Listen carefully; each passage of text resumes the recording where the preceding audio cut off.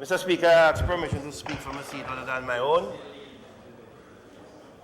Mr. Speaker, I ask permission to speak from a seat other than my own. Okay. Thank you, Mr. Speaker. Thank you, members. Mr. Speaker, today I rise to make my contribution to the sectoral debate.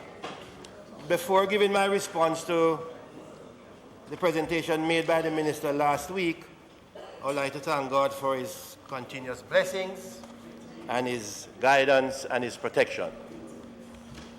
I would also like to express my gratitude and appreciation to our beloved party leader, the Most Honorable Portia Simpson Miller, for her leadership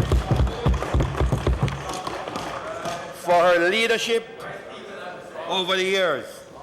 I want my leader to know that I take this assignment as opposition spokesman on health as with every other responsibility to which I have been assigned over the past years with the seriousness it deserves, and will do my very best to protect all the investments and initiatives undertaken over the last 4 years by our administration to improve healthcare delivery in Jamaica.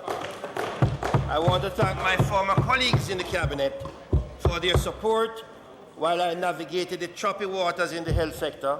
I especially want to thank my friend and brother, Dr. Fenton Ferguson, for his stewardship of the ministry during one of the most challenging epidemics ever faced by our people. In spite of the difficulties of that period, Dr. Ferguson led the Ministry of Health during its most renaissance period in modern Jamaica. He completed initiatives which were started by the previous administration.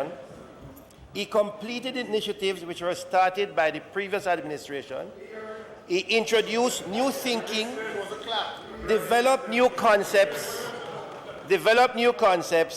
He completed many projects, and together we laid a solid foundation for this administration to build on.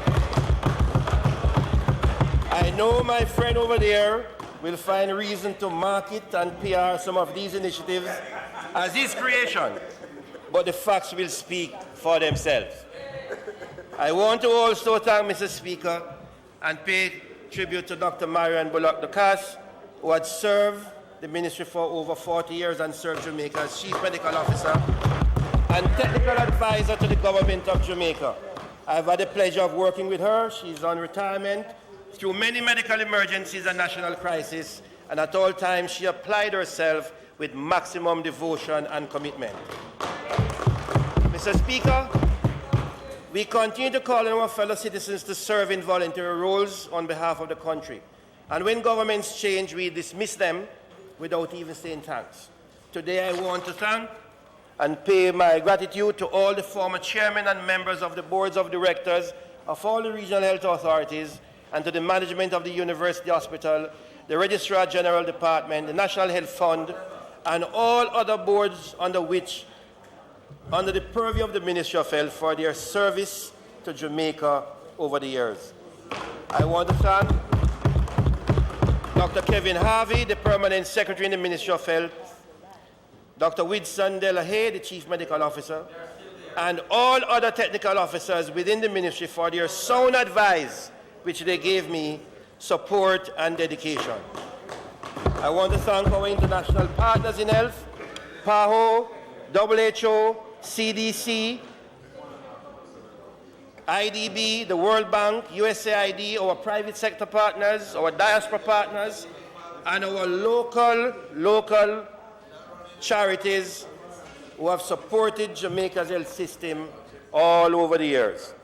My presence here in this House today, Mr. Speaker, is due to the love and the support of the hard-working and industrious people of Northern Clarendon. I would like to thank them for their love, their dedication, my team, my councillors, my staff, my personal staff, all of them who have sent me back here for the 6th term to serve their interests. Some people say they are 6th-term general, 6-star general. Had it not been for that short period, I would have been a 7-star general. Finally, I would like the support of my family and friends is what gives me the sustenance to continue in public life. To them, I extend my sincere gratitude. Those of us who are in public life, I want you to constantly remember, pay attention to your friends and your families. When this is all done with you, not when you're done with it, when this is all finished with you, all you have left is your friends and your family to stay by your side. Like all the speakers before you, I'd also like to thank you, Mr. Speaker, and congratulate you for moving to the chair as Speaker, following the footsteps of another Clarendonian, Speaker Karl Marshall. And you have been quite even in your ruling, and I hope that we will not give you much trouble as you proceed in your post. Mr. Speaker, the importance of the health sector cannot be overstated. The development of this sector is central to our well-being and our quality of life. A well-developed health sector has the potential to have a great impact on our economic development, our children, our families and communities than any other single sector. Therefore, it is important to protect the gains that we have made in this country and continue to make the necessary investments to advance Jamaica's health. Mr. Speaker, last week the Minister of Health made his presentation on what I would characterize as his priorities for health, and we listened. He spoke on some issues on which we share a common vision, both this side and that side. Our common vision, Mr. Speaker, includes the need for a healthy lifestyle, access to affordable health and equitable health, universal access for all, a digitized health record system in a modern society, tobacco control, use of alcohol, compassionate care towards our people, and the importance of primary health care. These are factors, Mr. Speaker, that we think will take Jamaica towards attaining the Sustainable Development Goals of 2030. These commonalities that we share underpin the importance of the cooperation of both sides of this House, acknowledging the strides made in health and avoid duplications. This is set against the background of a society that is aging and is a relatively young nation.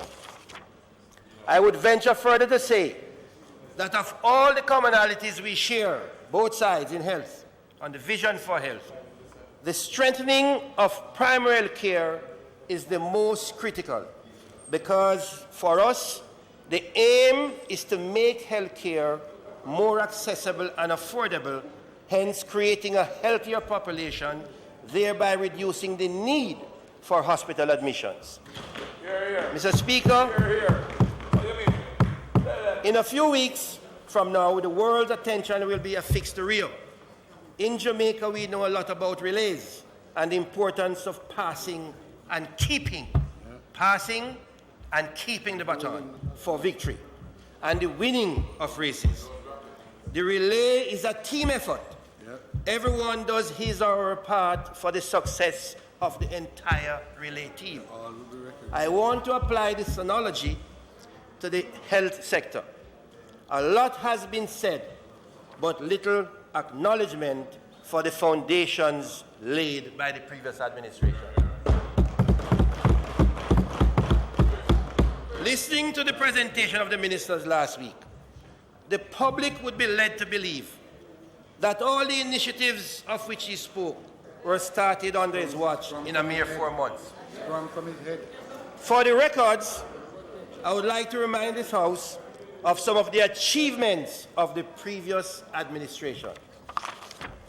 And because there is the tendency that we have observed by this administration to repackage, re-announce, and claim.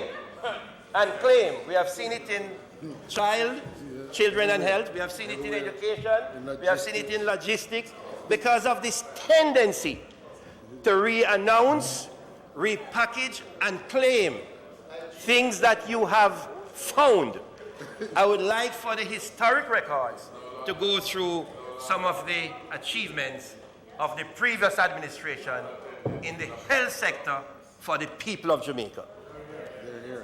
One would not have known from the minister's presentation that prior to his arrival, the program for the reduction of maternal and health mortality, PROMAC project, under a grant of 22 million euros, or approximately $2.6 billion, was in an advanced state, billions of dollars, was in an advanced state of implementation. I didn't know that. One would not have known from the minister's presentation that the previous administration mandated the NHF, the National Health Fund, to bring efficiency to delivery of pharmaceuticals to the public sector. All that? Because of the tendency of the administration, present one, to claim these things, one would not have known that the previous administration left there a 10-year strategic plan for health, which we have signed off on, and that they will now have to carry the baton. One would not have known. I'll tell you why they vote us out. Because you tricked the people in February. You tricked the people.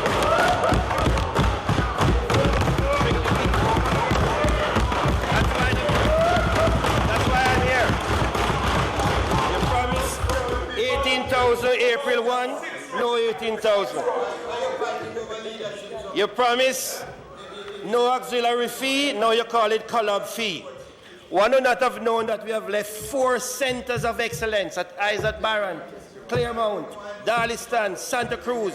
These were established and at which comprehensive dental care is now available to 30,000 citizens in these areas. You trick the people. You trick the people. A total of 30, Mr. Speaker, a total of 31 health centers were refurbished across the island. Exchange in St. Anne for 57 million. Junction in St. Elizabeth for 10 million. Golden Spring 41 million. James Hill 47 million. Nannyville 51 million. Santa Cruz 88 million. Claremont 65 million. In the midst of an economic recovery program. In the midst of the economic recovery program. 19 new ambulances were added to the fleet in 2013. And another 18 ambulances were added last year to the health sector. The minute, I'm coming to you. I pay tribute to you. I pay tribute to you for what you have started. I pay tribute to you. The ministry spent some $300 million acquiring new equipment. These include 3 state-of-the-art X-ray machines installed at Princess Margaret, Linstead, and Cornwall Regional. Under the technical cooperation with Cuba, 36 additional Cuban professionals were deployed throughout the health sector in Jamaica. Most importantly, the public health tobacco control regulations were passed in Jamaica in 2013. A 4-bed high-dependency unit was established as the National Chest Hospital as preparation for possible Ebola. Established, proactive. In fiscal year 15-16, in the midst of the economic recovery program, we spent $1.28 billion in refurbishing 16 hospitals in Jamaica. St. Anne's Bay Regional Hospital, 170 million. Port Antonio, Mandeville, Percy Jr., Maypen, Black River, Kingston Public, Bustamante Children's Hospital, Bellevue, Princess Margaret, Linstead again, Cornwall Regional, Falmouth, and Newell Homes. This represents, Mr. Speaker, just a fraction of the investments and achievements in the health sector, which just a fraction. I could speak for 4 hours. I could stand here and speak for 4 hours just talking about everything. We have got the previous administration.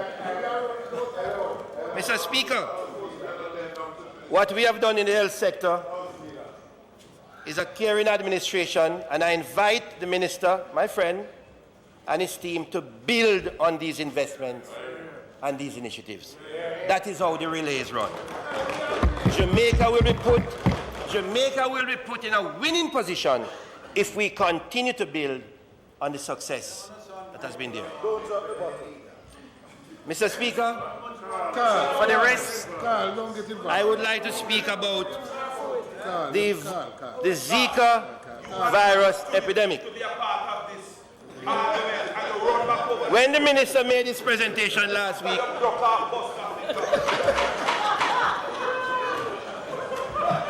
I wish to hear, Mr. Speaker, members, I wish to hear Mr. Dalley.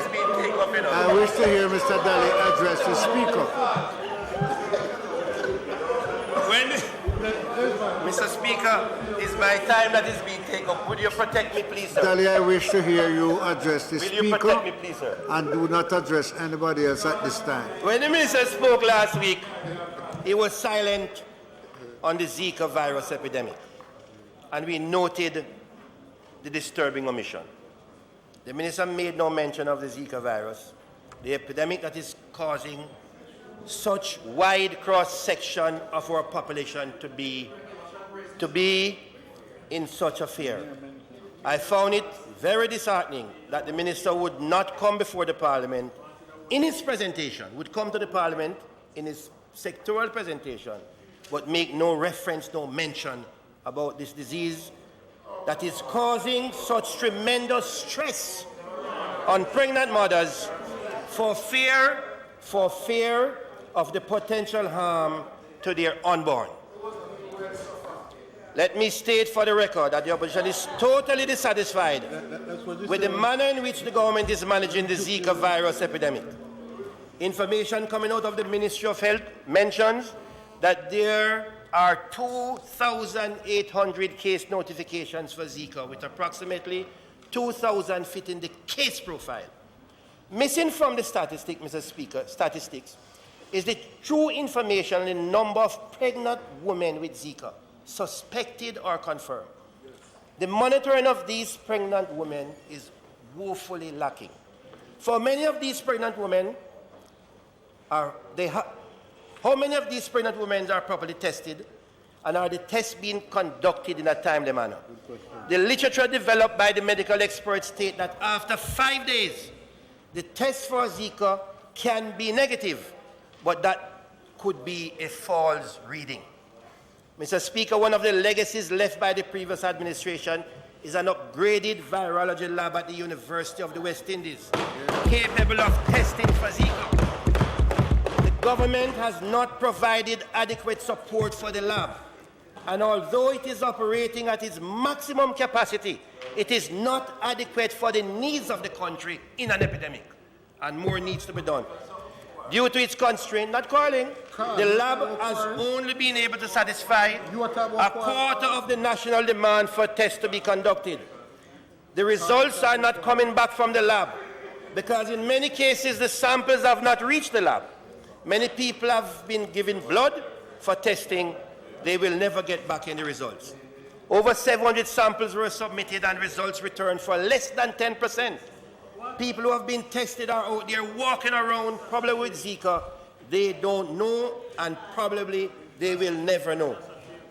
I call on the government publicly to increase its support for the lab, increase the staff, procure much-needed equipment, and ramp up the internal procedures so that the results can be produced more efficiently. This call apparently went on deaf ears. I was hoping that last week the minister would have furnished some answers, but to my disappointment, he was silent. Minister, you have missed a golden opportunity to use the platform of the House in your first sectoral presentation to inform the nation on government's effort to protect the population, especially our pregnant Mr. Speaker, mothers. on a point of order correction, with your permission.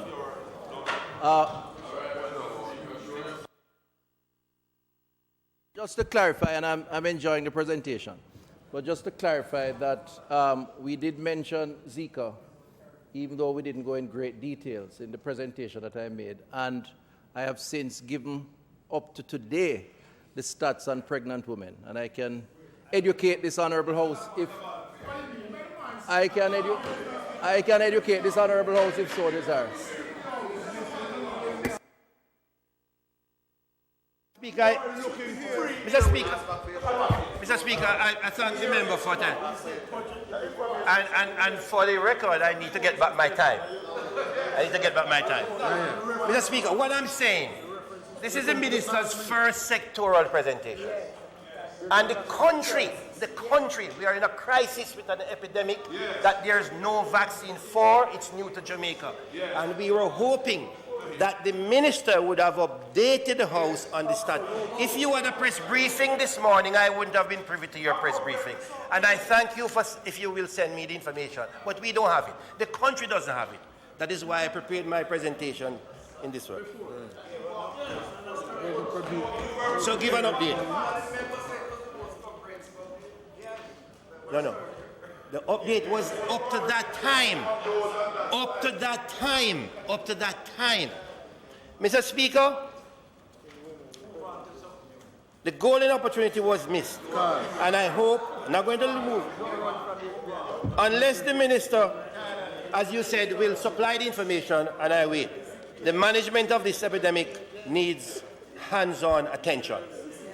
The management of this epidemic needs hands-on attention. Why is there such a fear in the minds of pregnant mothers? It is because of the high probability of their babies being born with microcephaly and other severe neonatal brain defects.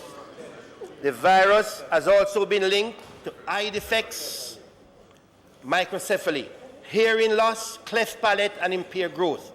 A comprehensive program is needed for these pregnant mothers with mandatory testing for Zika as part of their antenatal management. Mr. Speaker, let it be known Zika is here, and therefore we need to be proactive. I have budgeted from my presentation 1 minute to share with the House what does it mean to have a baby with microcephaly. And I invite you to show it now. And it's 1 minute, and I invite members to look. That is our danger.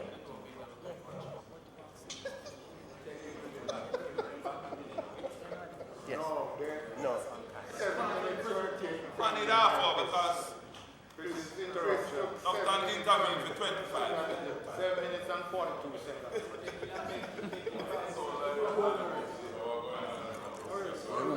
Yeah, man.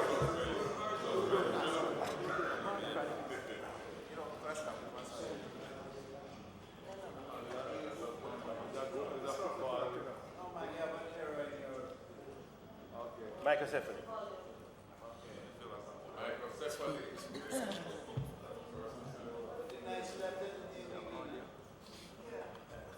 You probably Google it. You must watch the Dengue movie on YouTube. 1 minute.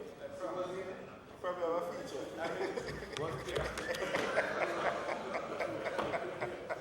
You start already. Come on, man. I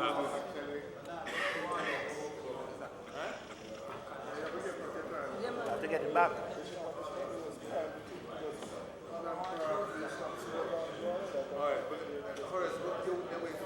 Oh, here it is.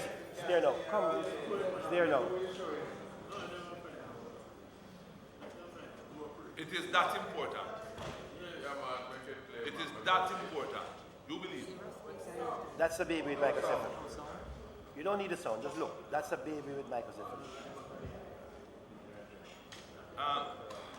Dr. You know what? That's a brain defect. You have PhD now. Medical. That is.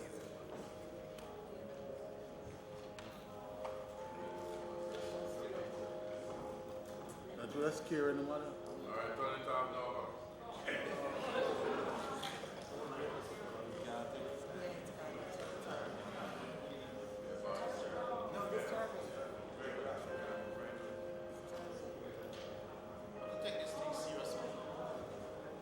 Cleft palate. Fantastic. Thank you. It's okay. Thanks. Mr. Speaker, one other point of correction. Just again, and I'm saying it in the spirit of cooperation. We did indicate when I spoke that all pregnant women would be tested. So I just want to clarify that because remember this. No, Mr. Speaker. Thank you, Mr. Speaker. Mr. Speaker, the Parliament owes me 2 minutes. 2 minutes. Mr. Speaker, the fear that we have, both sides of the House, and the people of Jamaica, the mothers, last year there were above 40,000 pregnancies in this country. About 40,000 pregnancies in this country. Jamaica has a lot of sex. And, Mr. Speaker, the fear that the Zika that is here, pregnant mothers infected with the Zika, and a microcephaly baby is born. And therefore, we need to be proactive. It is an epidemic, it is urgent, it's a medical emergency. The ministry and the minister must get the support of the Ministry of Finance to deal and prepare for this eventuality. The first case was in January. Let us say some mother, unfortunately, had caught the Zika in January. Let us say, just February, March, April, May, June, July, August, September, October, 5 and 4 and 9 months. Therefore, the minister and the team, the technically competent team that he has there, must start to make preparation just in case, come September, October, several babies are born with microcephaly. That's the crisis and the challenge to our public health. Yes. That is where we are going to embark on something that we don't have the infrastructure to deal with. No, he didn't say that. Not in this house. He didn't say that. Mr. Speaker, as a result of what I've said earlier, the opposition proposed the following. The opposition believes that with the seriousness and the threat of microcephaly and the Zika presence in Jamaica, that mothers who are expecting to become, or women who are expected to become mothers, that they delay their pregnancy for at least a year to watch to see what's happening. I said it, I'm repeating. I said it first. Opposition is asking that mandatory tests for all pregnant women be commenced. Establish a program for serology testing of all pregnant mothers for Zika. Establish immediately a protocol for the monitoring of baby mothers who are suspected or confirmed. You said you announced that today. And equip even one neonatal facility. The Ministry of Finance, the Cabinet must support you on this. Our Cabinet supported us when we went to them and said we need this and that. Even one neonatal facility, get it ready. Spend the money just in case. Mr. Speaker, aligned with microcephaly, aligned with the Zika, is something called Guillain-Barré syndrome, flaccid paralysis. Experts globally have linked the Zika virus to Guillain-Barré syndrome. This is a rare disorder where the immune system attacks the nervous system. In Jamaica, listen to this, members, in Jamaica, there are usually 8 cases annually. 8 cases annually. Now, there are over 50 cases of Guillain-Barré that the medical practitioners have observed that these look like cases of Guillain-Barré. I'm saying if this is what is happening, the ministry and the minister needs to now develop a program to ensure that we have a facility in place. The care and treatment for Guillain-Barré is about 1.6 million for the main drug. Mr. Speaker, I would like to say a few words about dengue. Dengue is on the increase. The indices are high. Right now, the threshold has been surpassed for dengue, the indices threshold in Kingston and St. Andrew, St. Catherine and St. Anne. I know what the ministry can do. I've been there twice. Others of us who have been there, just put the system in place. That's all I'm saying. Put the system in place. Strengthen the virology lab at the University Hospital, and more than anything else, let the cabinet support you, Minister. The lab needs one more real-time PCR machine. We bought one. They need another one if the tests are to come back on time. They need another real-time PCR machine, and the lab must never run out of reagents. We are in a crisis. Must never run out of reagents. They need one more medical technologist up there. Let's give them the one more medical technologist. We are in a crisis. And finally, engage the stakeholders. How much time I have left? Yes. Engage the stakeholders. Engage the stakeholders. It's one of the most difficult ministries in the system. Health and security. You have been there. In here, 1, 2, 3, 4, 5 of us have been in that ministry. And Mr. Bunt, you were there, Minister of State. Bunting was there as the member from Central Manchester's Parliamentary Secretary. We know complexities. We know there's a technically competent team there, but you always have to be leading and pushing from the front. The ministry cannot be run by PR. The ministry cannot be run by tweet. The ministry cannot be run by Instagram and Facebook. It has to run and be led. And I invite the minister to revisit operation. My time is up? No, this is just continue. Okay. I invite... Wait. Michael, You're stopping him. Horace. Allow time, Speaker. You're a good speaker. Very good.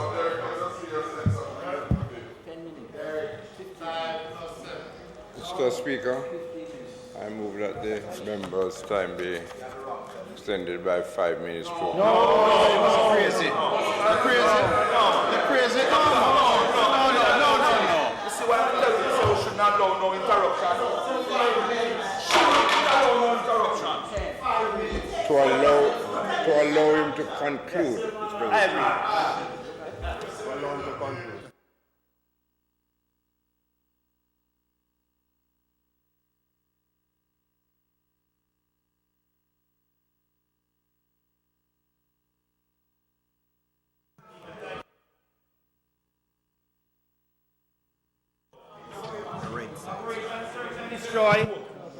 Operation Search and Destroy is at the heart of what we're trying to do for the eradication of the mosquito. We launched Operation Search and Destroy. I'm asking the minister to revamp the thing, look at it, because it's not a cleanup exercise of debris and gullies. It's a house-to-house intervention to ensure that the Aedes aegypti mosquito, you search for it and you kill it. Have a look at it. And the engagement of stakeholders. Minister, the ministry has to engage our stakeholders. And organize. We spoke about dengue, Zika, Guillain-Barré, but looming on the horizon is yellow fever. And the region has been made aware that yellow fever we have eradicated yellow fever 50 years ago. I'm just saying to my colleague, my friend, the minister and his team, don't take your eye off the ball. The health of the nation is critical. So, Speaker, I now turn to a very sensitive call: cancer treatment and cancer care. Many of us have lost loved ones, relatives and friends due to their inability to access appropriate cancer treatment here in Jamaica. The cost of treating a single case of cancer with radiation oncology can be in excess of $1.8 million. In the early days of the previous administration, then Prime Minister Portia Simpson Miller instructed the Minister of Health, Dr. Ferguson, to expand the treatment options for our people. In May 2015, the Ministry of Health signed a contract with Varian Medical Systems for 2 linear systems valued at $14.4 million US. It is the largest ever investment in health. These 2 systems are to be located at Cornwall Regional Hospital, which had started, Varian International, Varian System International out of the US, design and build and equip, and the one at Boston, at St. Joseph's Hospital. Mr. Minister, all I'm saying to you, make sure we complete them. Make sure we are ready so the people of Jamaica can get treatment for their cancer. There is the Bustamante Cardiac Center. About 50 children in Jamaica has cardiac surgery each year, I'm told. We spent over $300 million to build a dedicated cardiac center with Shaggy Foundation, Chain of Hope, Rotary International, Sigma and Digicel. It is 95% complete. Minister, see through, own it. You can own this one. Take this one. That will have the capacity of doing 200 cardiac surgeries for the children of Jamaica. We can't let it go. Run with it, Minister. Run with it.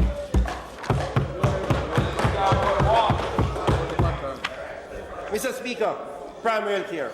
As I said earlier, we have a common vision for primary health care. The Minister of Health, when he was there at the time, Minister Spencer, having looked at all the reports from Dr. Diane Ashley, Dr. Ken Baugh, Dr. Barry Wynn, Dr. Winter Davis, and them, he started a program focused on primary health care. And in that program, he set out to repair 300 primary health care systems at the community level called health centers. And he started to spend about $600 million. Dr. Ferguson came and took it on. I finished about 2. All I'm saying, that's the foundation that is laid. 300 health clinics at the community level. I pay tribute to you because you saw the need and you did it. I'm saying to the Minister, let us not lose focus of the primary health care thrust because we have come a far way. In 1978, Jamaica was on top for its size in primary health care, on top.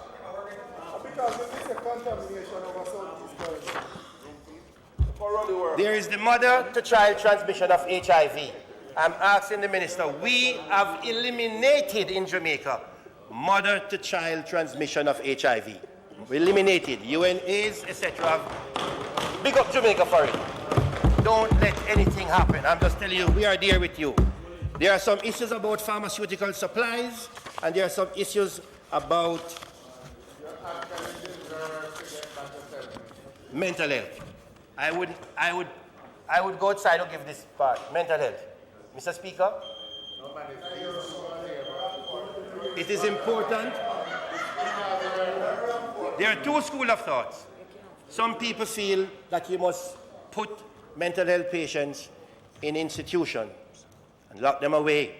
Some people feel, the experts, that you must treat them in the community. We have tried some things and we develop a policy, a mental health policy.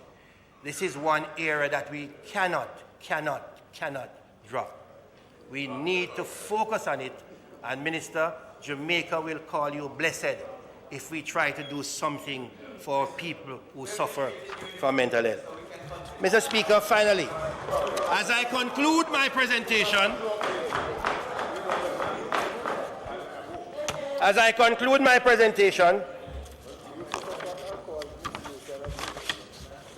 I would like to say that we have laid a foundation in bringing increased access and affordability to health care for our people.